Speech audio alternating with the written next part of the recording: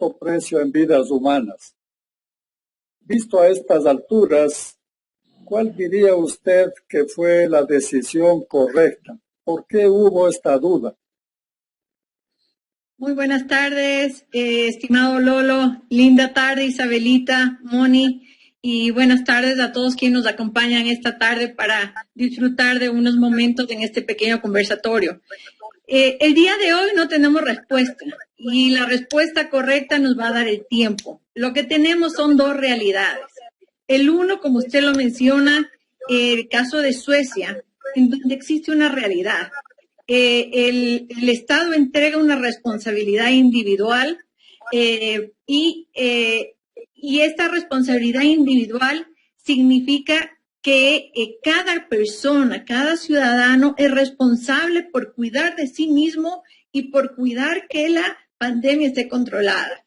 Esto con el fin de crear una inmunidad de rebaño que finalmente está soportada por una política de salud pública muy fuerte y esto como resultado en el tiempo ha traído que ha tenido un mejor desempeño económico Suecia frente a otros países de su misma región.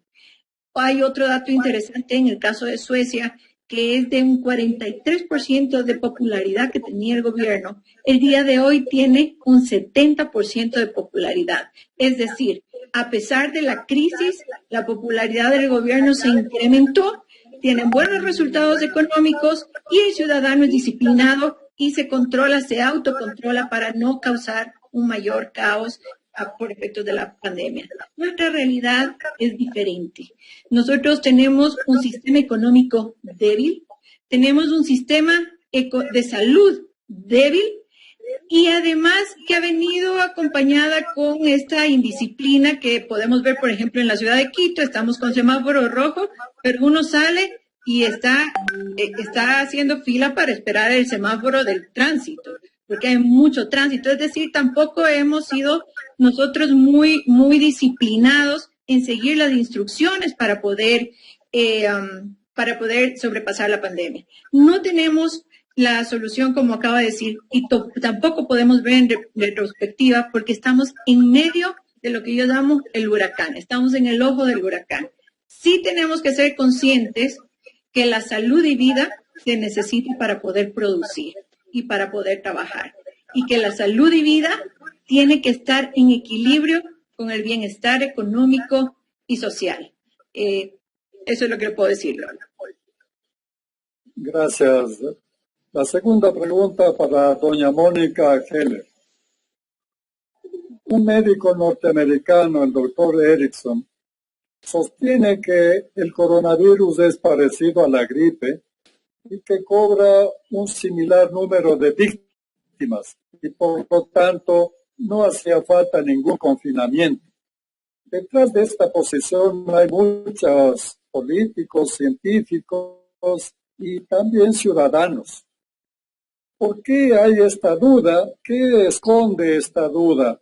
Tal vez el riesgo de que haya más muertos por la crisis económica que por la pandemia. ¿Cuál es su opinión, doña Mónica? Porque se trata de un error científico, se trata de la ignorancia lo que produce esto, o se trata del miedo a los efectos reales de la economía que todavía no vemos. Muchísimas gracias. Un gusto a las dos, Isabelita y Gaby. A ver, planteado así, ambas situaciones lucen como imposibles. Parecería que es un modelo de elección binaria, o lo uno o lo otro. Y sin duda ha sido la pregunta de la temporada. Todos los países, todas las ciudades se cuestionan si abrir o no abrir su economía. Por supuesto, los argumentos son sólidos en ambas direcciones. Nadie quiere arriesgar vidas, pero es importante preservar la economía. Y probablemente la respuesta recae sobre algún punto en la mitad. Es muy difícil tomar decisiones sin tener información. Es decir, en este momento se conoce poco de la enfermedad, de cómo se comporta, de si efectivamente hay una inmunidad de rebaño, de si una persona que se ha contagiado una vez puede o no volverse a contagiar si mantiene inmunidad. Es decir, toda esa información no la tenemos. De tal manera que las decisiones se toman no en función de evidencia, sino en función de evidencia parcial y de muchísimos intereses. Yo creo que ha habido un aprendizaje en estos 4 meses. La gente ha aprendido a ser más cuidadosa, hay mejores hábitos, la gente se lava las manos, usa mascarilla, respeta el distanciamiento social, y creo que eso tiene un valor que contribuye a tomar una decisión hoy, que no es igual a la que se tomó o se debía tomar en un inicio del problema. También creo que se ha fortalecido el sistema de salud, es decir, hoy estamos en mejores condiciones para enfrentar la pandemia. Conocemos un poco más, tenemos más instalaciones, tenemos más recursos, tenemos más medicina, tenemos médicos que ya tienen una trayectoria, de tal manera que estamos todos en mejores condiciones para enfrentar esto de lo que estuvimos hace un tiempo. Y finalmente, un número importante de sus ciudadanos en la calle, y tiene congestión, y tiene actividad, y tiene comercio. Es un mensaje clarísimo de que la gente quiere volver a su actividad económica, probablemente porque lo necesita. Entonces, para responder a su pregunta, creo que esta discusión se ha mantenido en diferentes contextos durante algún tiempo. Creo que hay muchísimas opiniones.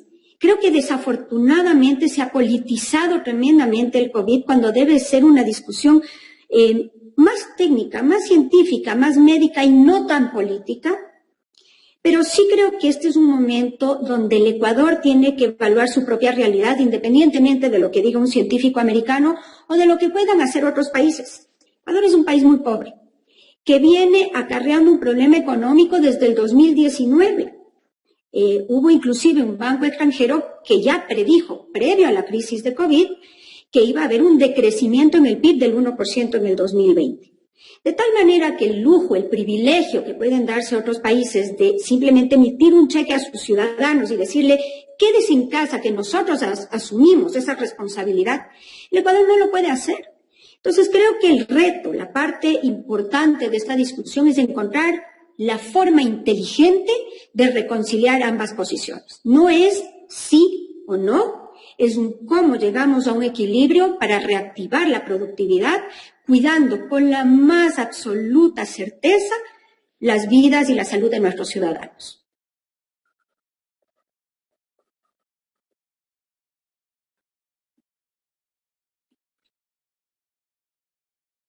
Se perdió el sonido.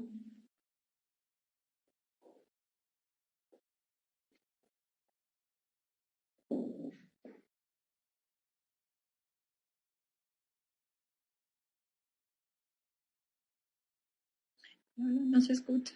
Ahí volvió, ahí volvió. No se escucha.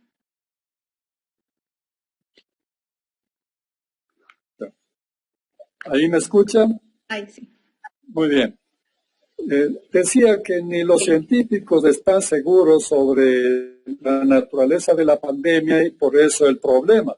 Algunos científicos aseguran que desaparecerá el coronavirus solo en 70 días, hagan lo que hagan los gobiernos. Otros dicen que esto permanecerá por largo tiempo. En todo caso, el remedio será o que desaparezca la pandemia que ha habido una vez cada una de las estadísticas, o que aparezca la medicina, o que aparezca la vacuna. La pregunta es, ¿qué cree usted que aparecerá primero? ¿Cuál será la solución? Porque nadie está seguro y por eso a todos los ciudadanos nos conviene o nos toca especular. ¿Cómo está Lolo, Mónica, Gaby, todos los participantes? Un saludo especial. El neumólogo ruso Alexander Chuchalin y Ben Isaac, el científico israelí y el americano, pueden tener criterios muy valiosos, pero una pandemia así no nos puede volver coger desprevenidos. Por lo tanto, creo que el Ecuador, nosotros y en el mundo, tenemos que estar preparados para lo peor. No podemos descuidar nuestros protocolos de bioseguridad, el lavado de las manos, las mascarillas, en fin, somos corresponsables. En la medida en que nosotros nos cuidemos, cuidamos a los demás y evitamos que esta pandemia vuelva con esa ferocidad con que estuvo. Creo que esta vuelta al trabajo efectivamente es sumamente importante, sobre todo en nuestro país, la reactivación económica, los empresarios estamos realmente sin liquidez con esta situación tan terrible que nos ha pasado, pero no por volver al trabajo podemos arriesgarnos a que vuelva otra vez un semáforo rojo, el contagio, la enfermedad, la muerte, el dolor y la pobreza que estamos viviendo.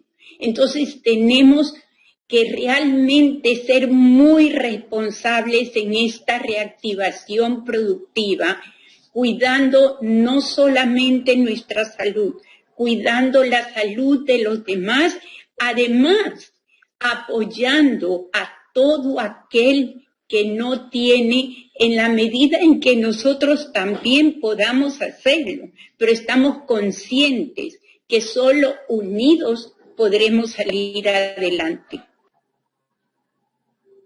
Muchas gracias. La siguiente pregunta para doña Mónica Heller. El gobierno ha informado que dispone de 1.100 millones para la rehabilitación de la empresa privada o para evitar la quiebra de algunas empresas. La pregunta es, ¿qué características debe tener el reglamento para la distribución de esos recursos para que no vaya a las empresas que menos necesitan o a las que no tienen remedio, sino que haya la posibilidad de asegurar las menores pérdidas posibles, tanto en empresas como en puestos de trabajo? Es decir, para que la recuperación sea posible, tiene que haber auxilio de algún lado, porque el problema es de una enorme liquidez que amenaza a todas las empresas. Pero por supuesto hay sectores menos riesgosos que otros. ¿Qué características debería tener el reglamento para la distribución de esos recursos? Quiero partir por decir que este es un buen esfuerzo del gobierno, que es un buen mensaje, que era lo correcto para hacer en este momento. Habiendo dicho esto, digo, el monto, 1.150 millones, es un monto pequeño que de ninguna manera va a cubrir las necesidades o va a satisfacer la demanda. Para poner en contexto, el promedio créditos que tiene la banca en el Ecuador es de 27.000 millones, es decir, este es un porcentaje muy chiquito y yo estimo que fácilmente se requerirá 3 o 4 veces este monto para subsanar el problema inmediato de liquidez. También lamento que se le haya puesto un cap a las empresas medianas que facturan $2 millones, porque hay empresas medianas que facturan un poco más, que van a necesitar de estos fondos y que si no tienen ayuda, a lo mejor no sobrevivirán la crisis. Pero entendiendo que el dinero es limitado, porque esto es así, creo que tenemos que hacer la asignación de los fondos de una manera absolutamente técnica y no politizada, independientemente del contexto que esto pueda generar.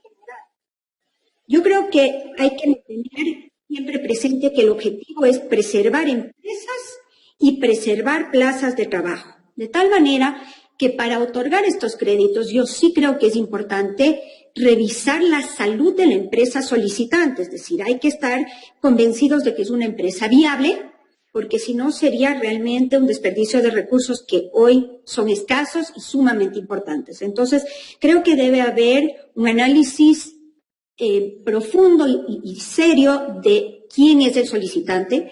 Creo que tiene que haber algún tipo de seriedad en esa empresa, es decir, tiene que haber unos años ya de existencia, tiene que haber estado, en mi criterio, al día con sus obligaciones de ser IES, por lo menos hasta el mes de marzo. Es decir, creo que tiene que haber la certeza de que es una empresa real. Creo que es importante hacer una evaluación del número de empleos que esa empresa va a generar o va a preservar. Es decir, creo que tiene que haber un análisis global de quién es el solicitante antes de asignarle estos fondos.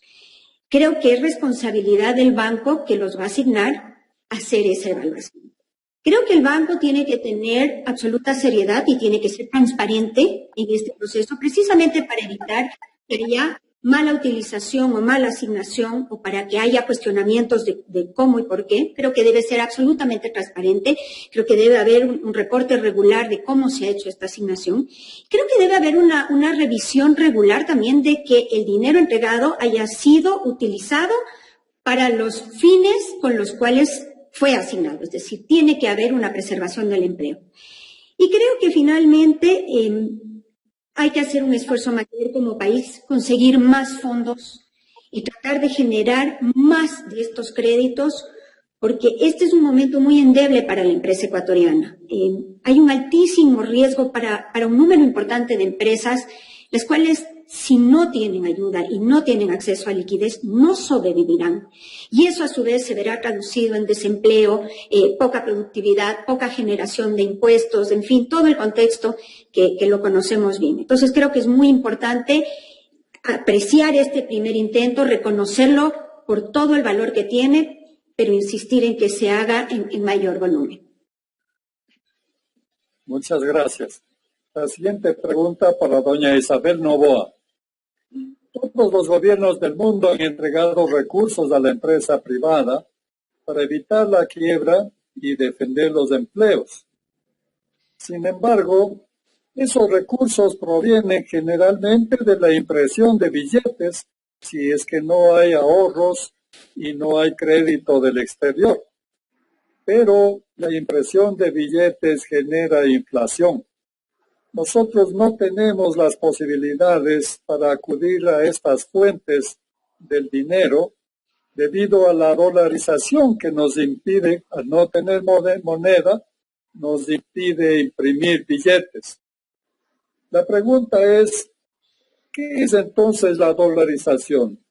¿Una camisa de fuerza que nos impide políticas adecuadas o es más bien la mejor defensa que tenemos los ecuatorianos en contra de las devaluaciones?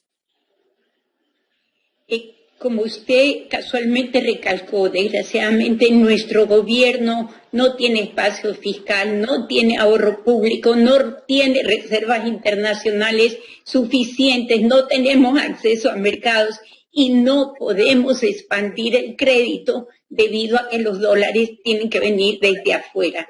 La dolarización es la única salida que nosotros tenemos como país. ¿Por qué? Porque otros países casualmente tienen confianza en la dolarización.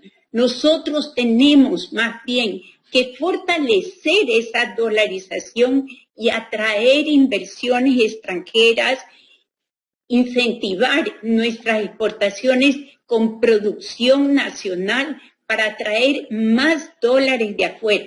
Pero además, yo quisiera que nos demos cuenta en el país que tenemos un reto muy grande por delante cuando existen países como Panamá, Singapur, que tienen realmente muchas inversiones internacionales que nosotros podríamos tener con la dolarización.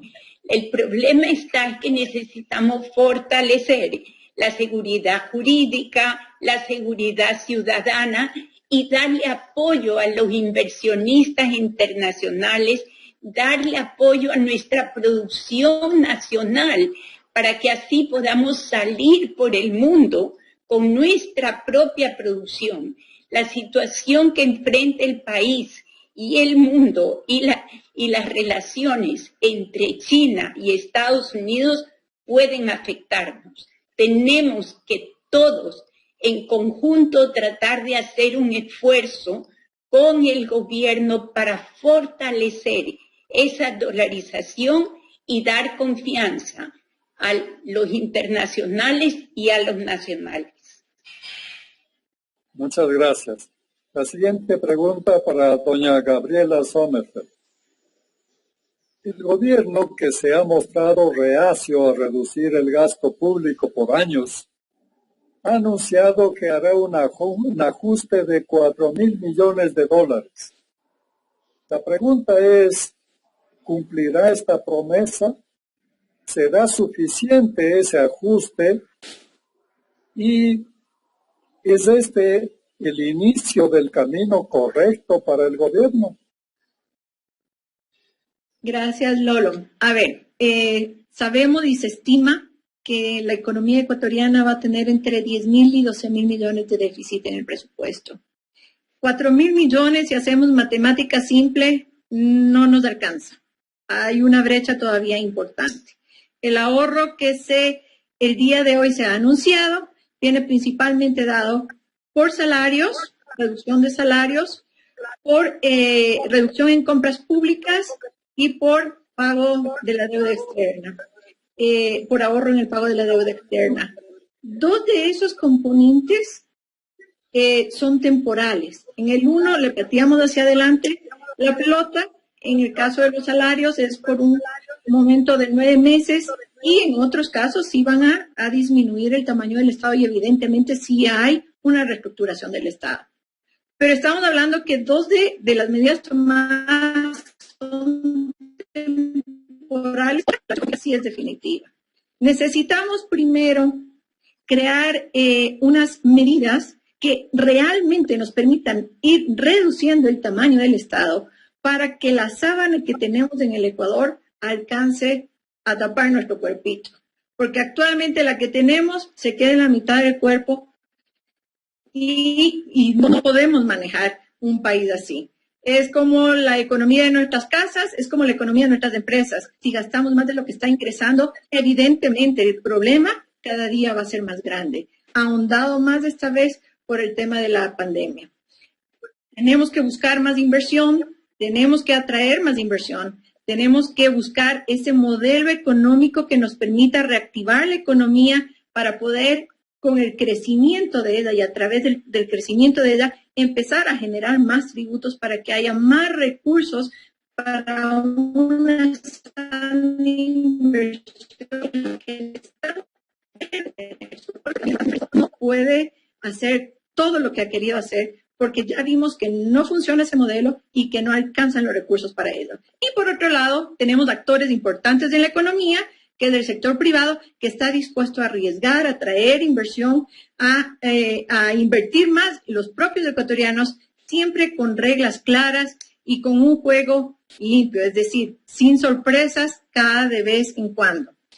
Para la pregunta que usted me hace, que si hemos entrado en el camino correcto, hemos entrado en el camino correcto. Que estamos un poco tarde, tal vez estamos un poco tarde. Lo importante es que hemos dado el primer paso y nada más importante que cuando se quiere caminar, demos el primer paso. Entonces hay que felicitar al gobierno por el paso tomado porque es una buena decisión que nos cambia de rumbo a los ecuatorianos. Que se cumplirá la promesa. Y yo aquí le quiero más bien cambiar la pregunta. ¿Qué tenemos que hacer todos los ecuatorianos y cuál es el rol de los ecuatorianos para que esto se cumpla? Y hay 3 tipos de ecuatorianos. El sector público, gobierno, el sector privado, generador de los empleos, la empresa y la sociedad civil. Cada uno tiene su rol. El gobierno tiene que poner las reglas necesarias para que el Ecuador sea atractivo frente a la región. El empresariado tiene que ser supremamente eficiente y saber que hoy es el momento de arrimar el hombro y de que nosotros seamos los primeros voceros en decir, mi país vale la pena, yo quiero estar en mi país y les invito a llegar a mi país. Y la sociedad civil igual, haga lo propio con la responsabilidad que se merece y todos juntos, como ha mencionado Isabelita, salgamos y saquemos nuestro país adelante. Muchas gracias. La siguiente pregunta, nuevamente para doña Isabel Novoa. La dolarización parece en riesgo a causa del coronavirus. Ya estaba en peligro por la guerra entre China y Estados Unidos que usted mencionó. Pero el coronavirus ha delatado el interés de las naciones de volver a establecer fronteras, de recuperar las empresas que tenían afuera y de resolver los problemas globales localmente. La pregunta es, ¿qué cree usted que pasará con la globalización y con el comercio internacional? Bueno, la Organización Mundial de Comercio casualmente prevé una reducción de entre el 13% al 32% este año debido a la pandemia. El 2021 es incierto porque no sabemos realmente cuánto va a durar esta pandemia. Pero, sin embargo, la CEPAL ya nos ha advertido también de que ellos prevén una depresión, una recesión de un menos 5.3% y que van a haber grandes cambios estructurales en organizaciones productivas, en comercio internacional y en el actual modelo de globalización. Necesitamos cambiar las estructuras en el sentido de que se cree que se van a hacer polos. Por ejemplo, Europa como un polo, América del Norte como otro polo y Asia Oriental como otro polo, que van a buscar proveedores cerca de estos polos y por lo tanto va a haber realmente un nearshoring, se llama eso, estos proveedores cerca y al mismo tiempo un reshoring, que significa que van a traer personas que puedan, digamos, nuevas empresas que puedan darles los productos, pero que les quede cerca. Va a haber una agudización en la fragilidad del multilateralismo, una economía global definitivamente más regionalizada. Y necesitamos entonces integrarnos en lo productivo comercial. En este punto tenemos que nosotros tratar de ser lo más competitivos posibles y para eso sí necesitamos un momento dado el apoyo del gobierno para que podamos tener créditos con bajas tasas de interés. Sé que ya lo estamos haciendo, sé que el lunes comienza el Banco del Pacífico con los créditos para la mediana y la pequeña empresa que están a muy buena tasa, al 5% y además con 6 meses de gracia. Pero tenemos que incentivar mucho más eso, porque en otras partes, por ejemplo, en Colombia, desde el mes de abril, imagínense que todas las empresas que han bajado en su productividad un 20%, el gobierno está pagando al 40% de sus empleados directamente para poderlas apoyar. Entonces, las empresas necesitamos reglas claras, seguridad jurídica, necesitamos cooperación y solidaridad internacional para poder salir adelante. Al mismo tiempo, creo que el país necesita en ese sentido regularizarnos más en lo de, por supuesto, se ha hecho un gran esfuerzo en el gasto fiscal, pero, por ejemplo, podrían haber muchas más APPs, privatizarlas, para que un momento dado puedan venir inversionistas internacionales, que eso es casualmente lo que necesitamos aquí para poder fortalecer inclusive nuestra dolarización. Muchas gracias. Una pregunta puntual para doña Gabriela Sommerfeld. Usted es especialista experta en turismo, es uno de los sectores más golpeados en esta crisis. ¿Usted cree que se recuperará el turismo como venía funcionando, que se transformará o tendrá que buscar el turismo local? El turismo masivo, como todas las industrias masivas, los deportes, los espectáculos, museos, etcétera, igual el turismo tendrán que buscar alternativas. Como todos los ciudadanos y habitantes del planeta, el turismo también se va a tener que adaptar y reinventar. Hay una certeza en lo que usted ha dicho, y es que el turismo es una de las industrias más golpeadas, si no es la más golpeada en esta pandemia. En el mes de febrero empezamos a sentir ya los estragos, cuando empezó a haber cancelaciones de viajeros, cuando las reservas en los hoteles empezaron a disminuirse. Y al día de hoy, la OMT, Organización Mundial de Turismo, lanza estadísticas en donde se sabe que el 72% de países alrededor del mundo cerraron sus fronteras durante la pandemia. Muchos de ellos, o la mayoría de ellos, todavía no los abren. Se estima que mientras se va abriendo las fronteras, que no se sabe qué tiempo puede tomar, porque hay países que ya dicen que abrirán en el mes de septiembre, como por ejemplo Argentina, se va a perder entre el 60 y el 80% de la industria turística en esos destinos. Por otro lado, el Consejo Mundial de Viajes y Turismo nos dice que el impacto sobre los empleos en el sector turístico, en la industria turística a nivel global, es de 1/3. Es decir, 100 millones de empleos se van a perder durante la pandemia y el impacto de la pandemia en esta industria. Es decir, vamos a retroceder entre 5 y 7 años las estadísticas y el número de turistas que existían en el mercado. En otras palabras, 2.7 trillones de dólares va a costar el impacto sobre el turismo alrededor del mundo. Hemos visto que a causa de lo que estoy mencionando, aerolíneas están entregando aviones, es decir, va a haber menos oferta de sillas. Hoteles están cerrando sus operaciones, menos oferta de camas.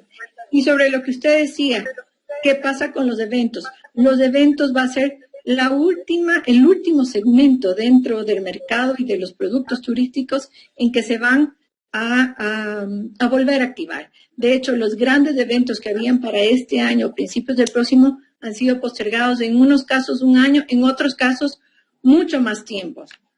Esto es grave porque hemos visto que la industria turística y esta industria tan bondadosa y poco contaminante ha mostrado que riega recursos de forma transversal en toda la economía de un país. Ha mostrado que puede reactivar la economía en el corto plazo cuando hay una crisis de algún otro tipo de ingresos que tenga un país, como funcionó muchas veces en el caso de países que dependían del petróleo, cuando entraba el turismo, no solamente que cubría el déficit presupuestario de petróleo, sino que generaba un superávit cubriendo ese déficit petrolero, y de estos hay muchos casos aquí en la propia Latinoamérica.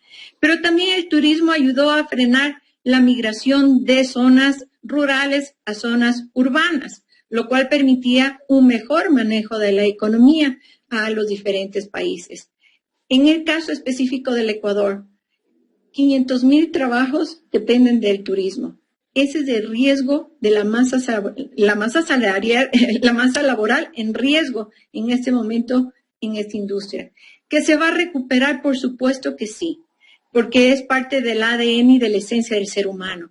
También hay estadísticas positivas. Hay estadísticas que ya muestran que la gente va a empezar a moverse primero en auto y pocos en vuelos domésticos de aquí en los próximos 60, 90 días. Se van a atrever a volar internacionalmente más del 60% en 6 meses. Entonces son estadísticas que ya nos deja ver que va a haber una reactivación, pero que la reactivación va a ser lenta. En los países donde ya se están abriendo la conectividad, se ve que el turismo de ocio es el primero que se está activando y reactivando, y esto es algo bueno. Ahora, igual, yendo a lo micro, yendo a mi caso, por ejemplo, estamos en hotelería, aquí Mónica también está en hotelería y coincide que Isabelita también, las tres están en hotelería. En nuestro caso, entonces, nos tenemos que reinventar. Entonces, ya no solamente vamos a estar captando a huéspedes que son viajeros, sino que tenemos que empezar a buscar otros mercados que puedan querer nuestros servicios dentro de nuestras instalaciones y vamos a tener que empezar a brindar otro tipo de servicios a otros nichos de mercado que no es el viajero frecuente o viajero de ocio. En lo que es deliveries, también nos vamos a tener que fortalecer, vamos a tener que hacer una reingeniería de costos, que creo que todos ya los hemos hecho, y reinventar, atraer y apelar a esa sensibilidad que ya nos dicen los estudios que va a buscar el nuevo consumidor en nuestros servicios. Primero, sistemas de bioseguridad bastante fuertes que le brinden seguridad al usuario de nuestros servicios. Segundo, precios. Va a ser un mercado de precios durante un buen tiempo. Y tercero, ellos van a buscar igual hotelería pequeña, no van a buscar grandes masas. Entonces, vamos a tener que reenfocar un poquito nuestros negocios y adaptar para que esta industria tan generosa vuelva a crecer. Muchas gracias. Para doña Mónica Heller, la pregunta. Estamos a punto de volver a la actividad económica. ¿Cómo cree que será este retorno?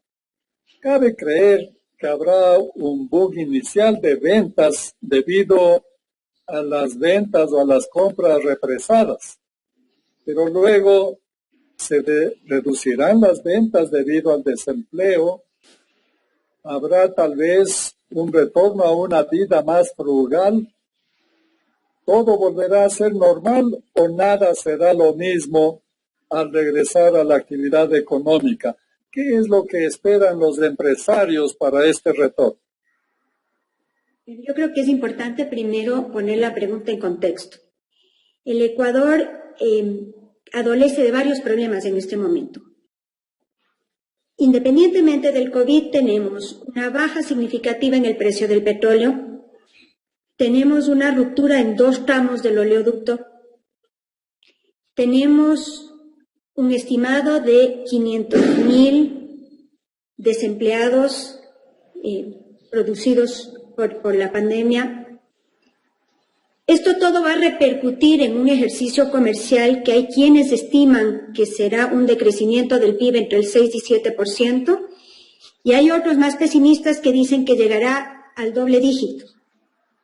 Entonces no podemos llamarnos a engaños. Esa es la realidad del Ecuador. El entorno es malo, el estado anímico es malo y las condiciones generales son malas. Esto nos obliga a ver el panorama en 2 etapas. El futuro inmediato y después un mediano plazo. Yo creo que el futuro inmediato tiene 2 objetivos en la economía: sobrevivir y comprar tiempo.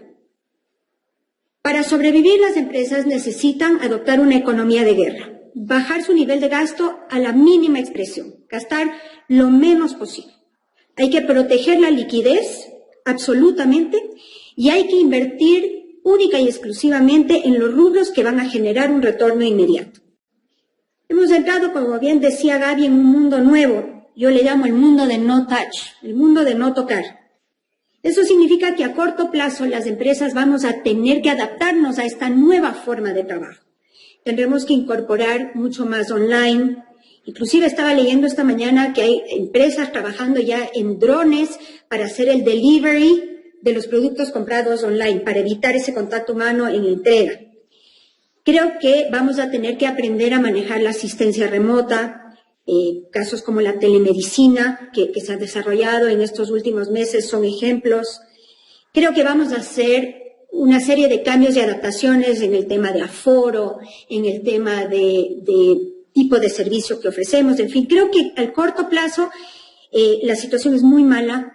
No creo y no espero, y espero estar equivocada, no me gustaría nada más que estar equivocada, pero no espero una reacción rebote como la que usted menciona, donde la gente sale a comprar en compensación de los meses que ha estado en su casa. No lo creo, pero me encantaría que ese sea el caso.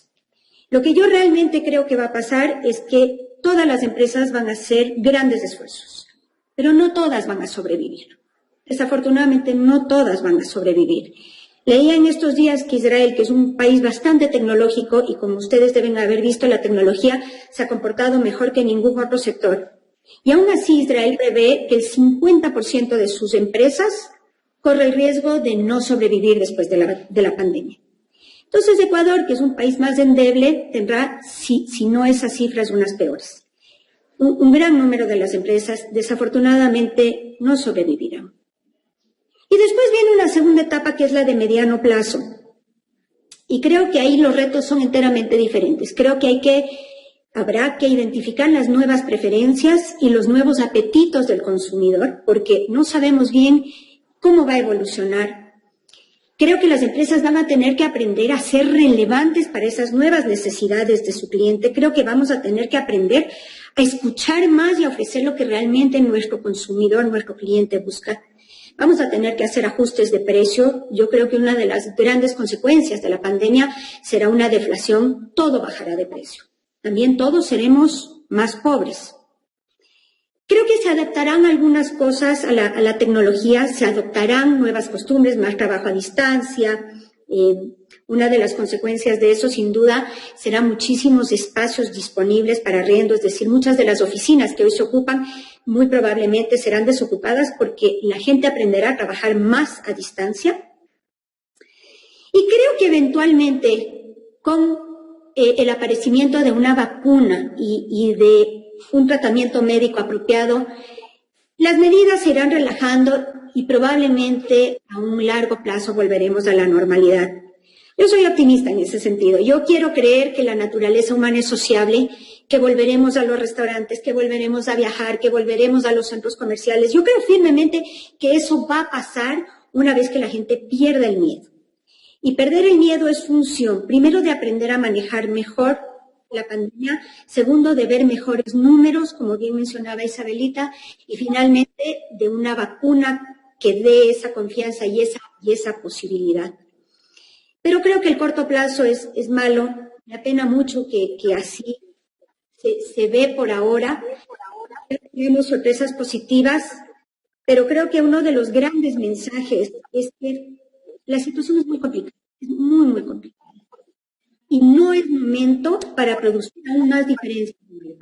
Creo que es momento para buscar convergencias y enfrentar conjuntamente el enemigo común que es el coronavirus. Muchas gracias. Creo que tenemos tiempo para una última ronda de preguntas si es que hacemos un esfuerzo por sintetizar un poquito. Para doña Gabriela Sommerfeld, los países más afectados por el coronavirus son los países más ricos, los países europeos y Estados Unidos.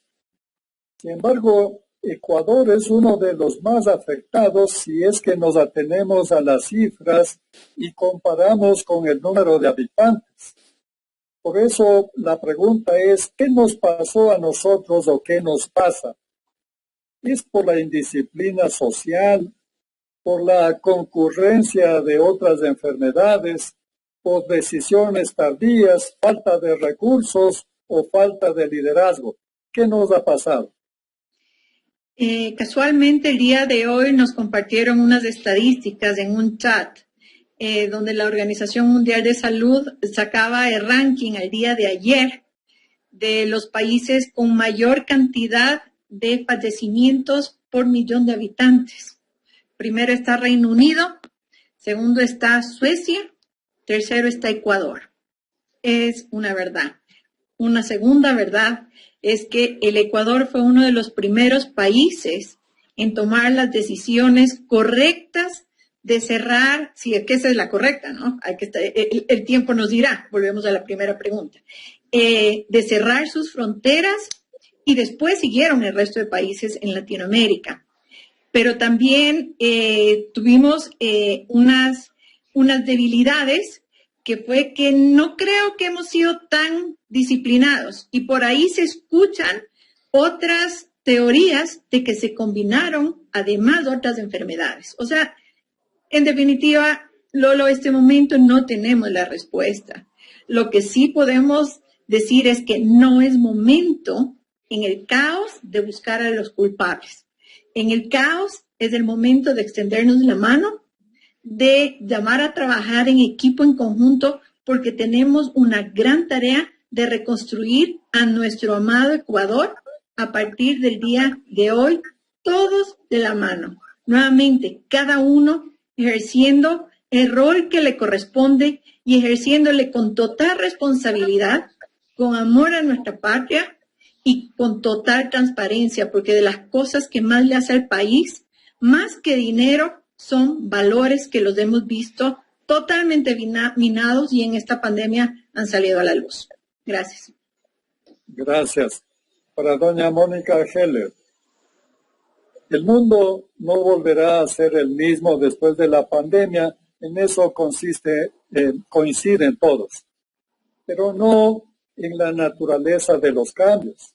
Para algunos solo habrá un cambio de costumbres, para otros habrá cambios culturales y políticos, e incluso hay filósofos que hablan de un cambio de civilización.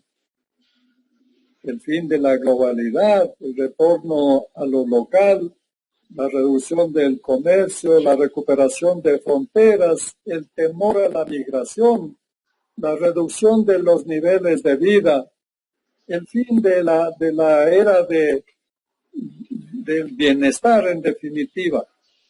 ¿Cuál será, en su opinión, el nivel de transformación del mundo después del coronavirus?